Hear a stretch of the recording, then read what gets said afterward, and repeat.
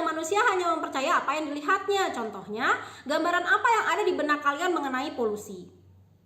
Ya, sebagian besar pasti merelasikan polusi dengan sampah yang bertumpuk. Terkadang jika hanya satu kresek yang terletak di pinggir jalan aja masih belum kalian anggap sebagai polusi karena mungkin kalian anggap pengaruhnya kecil di hidup kalian. Ini nggak salah sih, tapi sebenarnya bukan hanya sampah yang disebut sebagai pencemar. Sampah hanya sebagian kecil pencemaran oleh manusia. Kita mungkin akan banyak melihat sampah manusia di perkotaan, namun di hutan misalnya di mana belum terjamah manusia akan kecil kemungkinan kita temukan sampah. Jadi apa ini artinya polusi hanya terjadi di perkotaan, tidak akan berpengaruh ke tempat yang tidak terjamah manusia? Nah, oke, di video ini kita akan membahas mengenai polusi namun bukan sampah. Ini polusi yang tidak terlihat sehingga mungkin tidak kalian sadari sehingga benar-benar kalian rasakan akibatnya. Dan jika telah terasa akibatnya berarti telah benar-benar parahlah polusi yang terjadi. Saya Santi Febri Arianti, teman diskusi kalian tentang polusi. Sebelum mulai jangan lupa subscribe dan like video saya ya. Sebenarnya sulit jika harus membagi jenis polusi hanya berdasarkan tempat terjadinya, yaitu di udara, air, atau tanah. Karena kita kenal yang namanya siklus yang sudah kita pelajari di video sebelumnya ya, ada siklus energi dan materi. Dimana jika pencemaran terjadi di udara akan terdampak ke air juga ke tanah. Begitupun dengan pencemaran air, ada juga dampaknya ke tanah dan ke udara. Serta pencemaran tanah berdampak pada air dan udara. Contohnya siklus karbon. Karbon akan diambil dari udara oleh organisme fotoautotrof, yaitu contohnya tumbuhan, ganggang, dan lain-lain yang mampu melaksanakan fotosintesis. Organisme tersebut, sebut saja tumbuhan, akan memproses karbon menjadi bahan makanan yang disebut karbohidrat.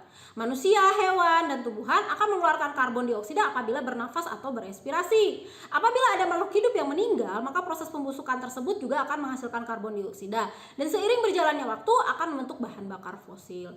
Bahan bakar fosil itu dapat digunakan sebagai bahan bakar mobil, pembangkit listrik, ataupun keperluan industri yang akan menghasilkan karbon dioksida seperti pembakaran kayu. Sekedar info ya, sampai Mei 2020, 85% listrik negara kita masih menggunakan energi fosil. Tahun ini bisa jadi turun atau malah naik.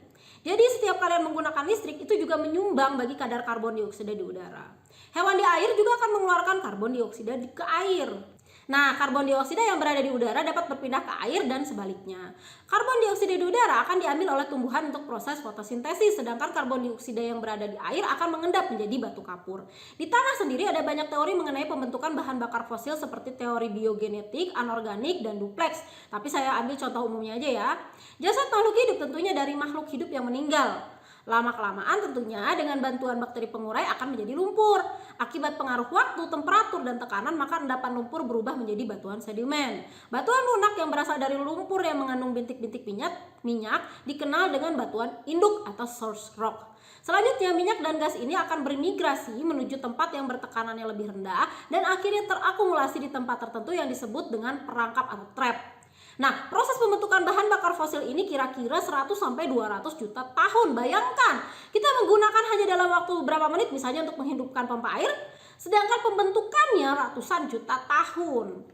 Oke, kalian ada yang namanya kenyang kan ya?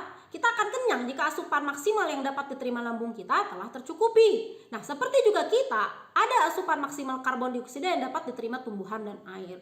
Kalau tumbuhan dan air sudah kenyang, karbon dioksidanya kemana? Ia bertumpuk di udara. Dari video sebelumnya kita tahu kalau karbon dioksida memang dibutuhkan sebagai gas rumah kaca. Tapi kalau kebanyakan, nah inilah yang dapat mengakibatkan pemanasan global. Contoh lain lagi yaitu siklus nitrogen. Nitrogen merupakan bagian terbesar di udara yaitu sekitar 78%. Jadi yang kalian hirup itu bukan hanya oksigen. Jadi bukan oksigen 100% ya. Nitrogen di udara yang kita hirup memiliki peran penting. Nitrogen memperlambat proses pembakaran sehingga kita mendapat cukup energi sepanjang hari sedikit demi sedikit. Jika kita hanya menghirup oksigen murni, energi dari makanan kita akan terlepas semua sekaligus. Jadi kalau seandainya kita ibaratkan diri kita ini adalah lilin dan api lilin adalah energi kita, sepanjang lilin itu ada nyalanya akan terus menyala. Selama kita hidup, energi kita terlepas sedikit demi sedikit. Jauh berbeda dibanding nyala lilin, jika kita hanya menghirup oksigen, ibaratnya itu ledakan kembang api gitu. Ya bukan tubuh kita jadi meledak sih ya, tapi akan rusak. Nitrogen juga dibutuhkan kita dan seluruh makhluk hidup lainnya untuk dapat tumbuh. Nah, sepenting itu. Tahap pertama dalam siklus nitrogen ialah proses transfer nitrogen dari atmosfer ke dalam tanah. Nah, proses transfer nitrogen dari atmosfer ke dalam tanah tidak seinstan itu. Tanah juga punya selera seperti kita. Misalnya ada beras nih, tapi si Lani sukanya nasi, si Otong sukanya bubur. Nah, begitupun dengan tanah. Bentuk nitrogen yaitu unsur N yang dibutuhkan bermacam-macam. Ada NH3, ada NH4+, NO3-, NO2-, N2O, NO dan N2 itu sendiri.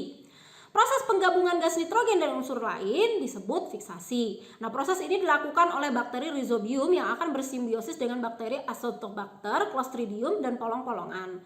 Gagang hijau juga memiliki kemampuan yang sama seperti memfiksasi nitrogen. Selain itu, masuknya nitrogen ke dalam tanah bisa dari akibat air hujan. Berikutnya, nitrat dari fiksasi biologis digunakan oleh produsen atau tanaman yang akan mengubahnya menjadi protein. Jika ada hewan atau tanaman yang mati, maka pengurai akan mengubahnya menjadi NH3 yaitu gas amonia dan akan mengubah menjadi NH4+ yaitu garam amonium yang terlarut oleh air. Proses inilah yang dinamakan amonifikasi.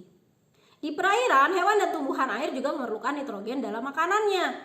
Kotoran atau feses dari ikan dan invertebrata bersama dengan organisme mati dan makanan yang tidak dimakan dipecah oleh bakteri menjadi bahan kimia yang menghasilkan amonia. Dalam siklus nitrogen, amonia dipecah oleh bakteri yaitu bakteri aerob yang disebut dengan nitrosomonas. Jika bakteri nitrosomonas bekerja, ia akan mengubah senyawa amonium dan amonia menjadi nitrat. Ada juga proses denitrifikasi yang merupakan proses di mana oksigen yang terdapat di dalam tanah terbasah, maka nitrat akan cepat ditransformasikan menjadi oksida nitrogen atau gas nitrogen.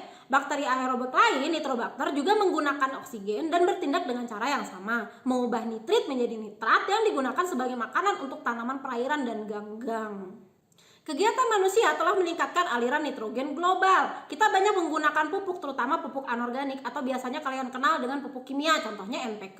Padahal tumbuhan juga ada kenyangnya. Kalau kebanyakan ya tidak mereka serap. Akhirnya apa? Ya tanah menjadi asam dan rusak. Dan dapat juga terbawa air tanah. Perikanan juga menggunakan pelet yang kandungan nitrogennya tinggi. Pelet itu makanan untuk ikan itu ya. Terutama tambak-tambak di tengah laut atau danau. Limbah pelet akan langsung mencemari.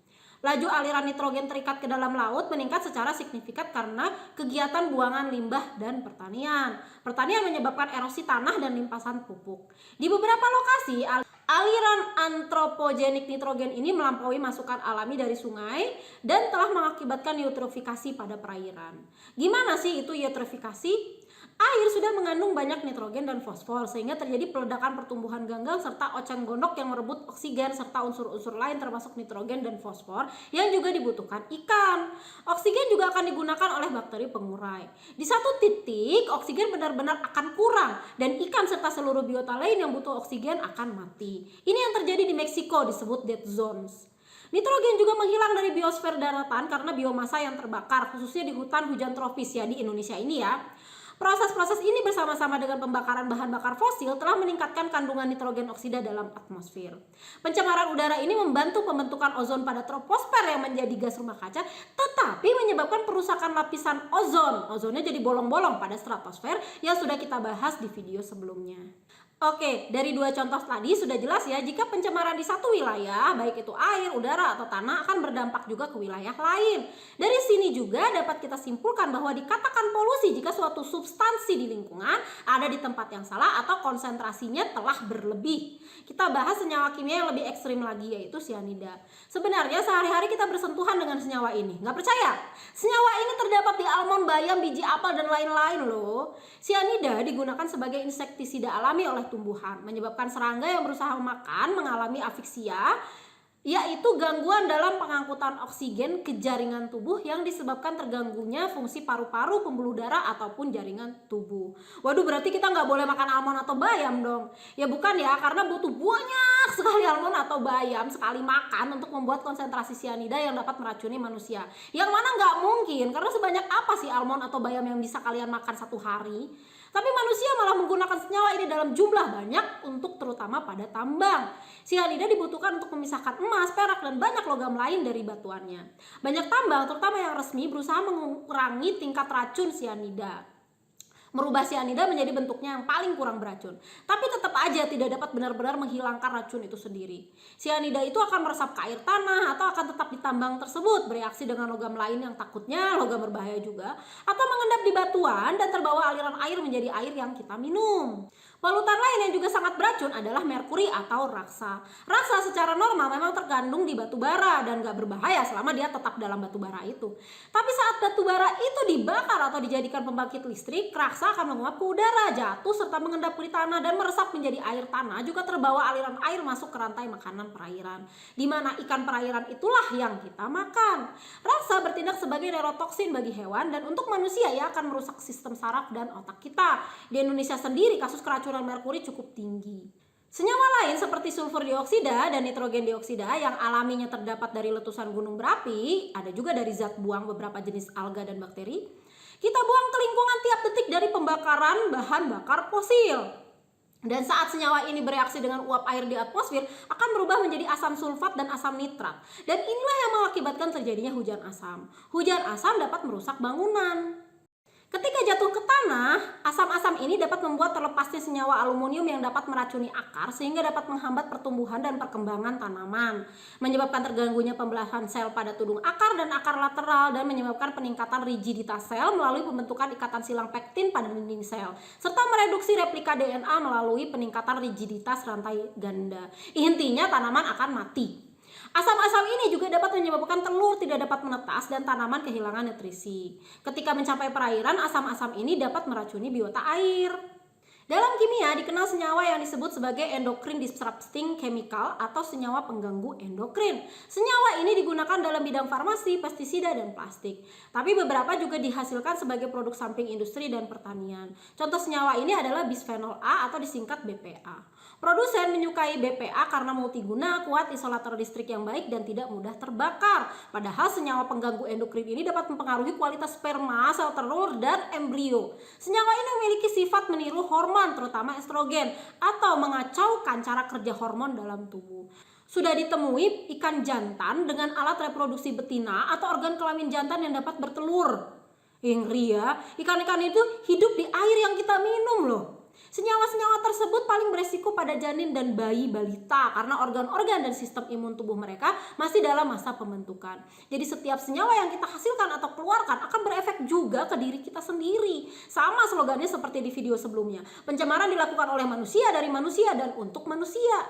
Nah, setiap pembangunan pasti menimbulkan pencemaran. Dari awal suatu pembangunan akan dilakukan, perlu adanya pengukuran tingkat pencemaran yang akan dilakukan, baik pencemaran air, udara, tanah, bahkan suara.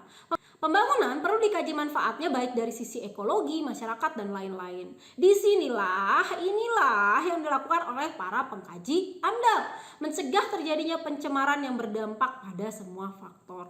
Masih menganggap pekerjaan ini tidak penting? Jadi, jika suatu saat kalian menjadi pengusaha dan punya proyek pembangunan, tolong terima para pengkaji ini dengan tangan terbuka karena pekerjaan mereka lah yang membuat kita masih dapat bernafas dan makan minum dengan enak. Atau kalian mau jadi salah satu dari pengkaji AMDAL? Ada cara lain lagi tanpa kalian jadi pengkaji AMDAL atau pengusaha tapi berkontribusi dalam mengurangi polusi. Gimana? Ya oke lah ya, standarnya hemat energi, hemat air, tidak membuang sampah sembarangan, dan lain-lain. Tapi ada lagi peran yang paling diharapkan dari kalian sebagai mahasiswa, terutama mahasiswa elektro, yaitu dari penelitian. Nah, ini contohnya penelitian dinamakan Doraemon Asap, yaitu pengembangan alat penyedot asap oleh mahasiswa Universitas Dianuswantoro Semarang. Penelitian ini merupakan solusi asap kendaraan, rokok, dan lain-lain. Cara kerjanya, asap yang ada akan masuk ke dalam alat yang berbentuk balok melalui sebuah baling-baling. Lalu asap difilter oleh sebuah rangkaian tegangan tinggi sehingga kadar polusinya berkurang. Kalian tentu bisa melakukan pengembangan selanjutnya. Sudah banyak juga contoh yang diberikan oleh kakak dan abang tingkat kalian, yaitu penelitian mengenai kualitas air dan lingkungan di sekitar Danau Toba. Contohnya ada kelompok TA, abang atau kakak tingkat kalian yang membuat ROV untuk memonitoring kualitas air Danau Toba. Ada juga penelitian prediksi cuaca dengan rain gauge. Ada penelitian mengenai solar cell dan masih banyak lagi. Nah, selanjutnya giliran kalian. Di video selanjutnya kita akan membahas mengenai limbah elektronik. Ya, benar-benar terkait dengan kalian ya anak elektro. Thank you for watching.